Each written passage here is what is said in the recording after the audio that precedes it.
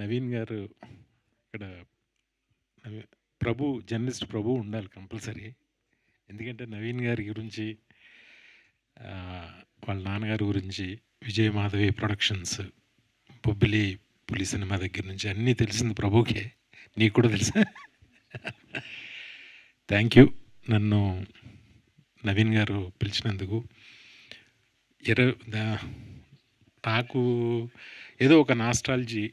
నేను అసిస్టెంట్ డైరెక్టర్గా అంటే కో డైరెక్టర్గా నేను పనిచేసిన నా ఆఖరి చిత్రం ఒడ్డే నవీన్ గారు హీరో.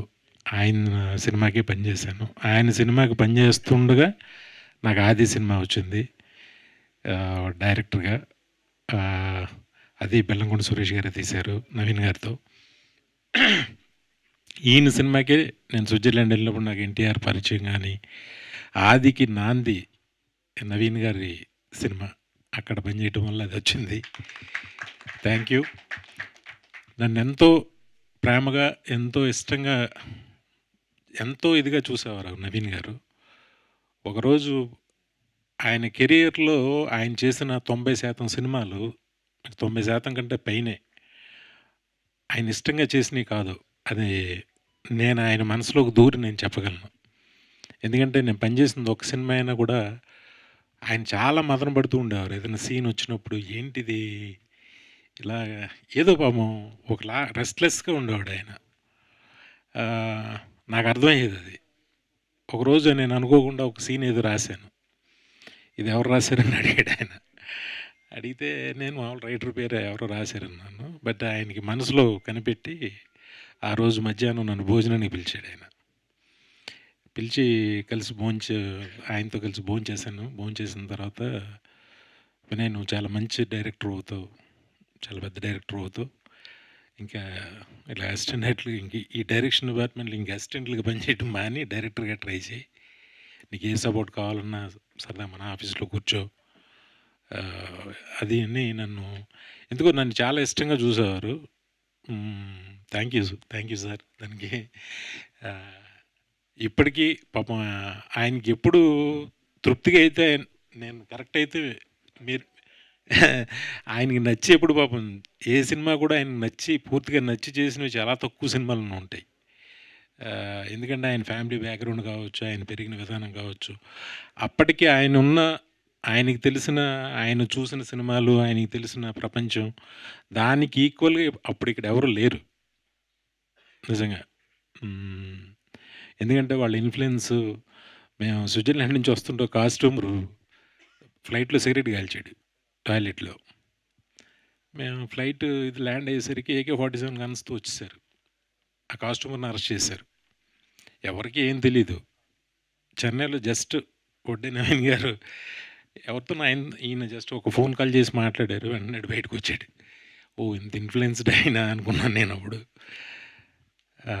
కానీ ఆయన వెళ్ళాల్సిన స్థాయికి వెళ్ళారని నేను అనుకోను. కానీ ఈ సినిమా పెద్ద హిట్. ఎక్కడి నుంచైనా ఆయనకి నచ్చిన సినిమాలు, మంచి సినిమాలు రావాలని మనస్ఫూర్తిగా కోరుకుంటున్నా. ఈ సినిమాతో ఫస్ట్ టైం డైరెక్టర్గా వస్తున్న కిషోర్ కమల్ కానీ అందరికీ, టీం అందరికీ మంచి సక్సెస్ రావాలని మనస్ఫూర్తిగా కోరుకుంటున్నా. అన్ని సంవత్సరాల తర్వాత నేను అప్పుడు మానేసిన తర్వాత మళ్ళీ నిన్నే ఆయన ఫోన్ కాల్లో ఆయన వాయిస్ వినటం, ఆయన్ని చూడడం. అప్పుడు ఎలా ఉన్నాడు, ఇప్పుడు అలాగే ఉన్నాడు ఆయన హ్యాండ్సమ్గా.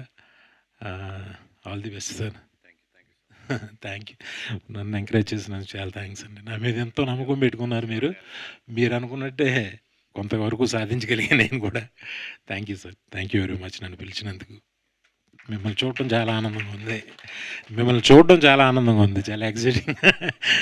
Thank you very much. Thank you so much. Cinema పెద్ద హిట్ అవ్వాలని మనస్ఫూర్తిగా కోరుకుంటున్నా. Thank you sir. హంబుల్నెస్కి కూడా ఒక ఇది ఉంటుంది సార్. నేను కూడా ఎంతో కొంత సాధించానంట సార్. మీ బ్లాక్ బస్టర్స్ ఒక రికార్డులు తిరగేస్తే చెప్పుకోవడానికి రోజు సరిపోదు. సో సార్, మీరు ఎంత సాధించినా సరిపోదు. అది కరెక్టే సార్. మీరు వడ్డే నవీన్ గారు ఒక స్టేజ్ పైన ఇలాగా రేర్గా, అంటే అనుకోకుండా ఇలాగా కోఇన్సిడెంట్ జరిగింది కాబట్టి ఈ సిచ్యువేషన్లో నేను ఒక క్వశ్చన్ అడిగేద్దాం అనుకుంటున్నాను. మొన్న కూడా సార్ ఇంటర్వ్యూలో జిష్ణు గారు కూడా కనిపించారు మాకు. జిష్ణు, సో ఏమన్నా ఆ అనుబంధాన్ని నెక్స్ట్ జనరేషన్‌కి కూడా తీసుకొని వెళ్ళాలనుకుంటున్నారా? లాంచింగ్ ఏమైనా ప్లాన్ చేస్తున్నారా? అవి కూడా ఇక్కడే మాట్లాడేద్దాం అనుకుంటున్నాం. నాకు నిజంగా తెలీదు. నేను ఇప్పుడే అడిగా. నవీన్ గారికి జిష్ణు ఇచ్చేస్తా. అని పేరొస్తే నేను అడిగా ఎవరని బాబా అని అన్నా. అవునన్నా. ఏంటి ఫిల్మ్ ఇంట్రెస్ట్ సినిమాలు ఇంట్రెస్ట్ ఉందంటే, లేదు చిన్న పిల్లోడు ఏదో అంటుంటాడు గానీ ఇంకా తెలీదు అని అన్నాడు ఆయన. అలాంటిదేం లేదు. ఏమో ఏం జరుగుద్దో ఎవరికి తెలుసు.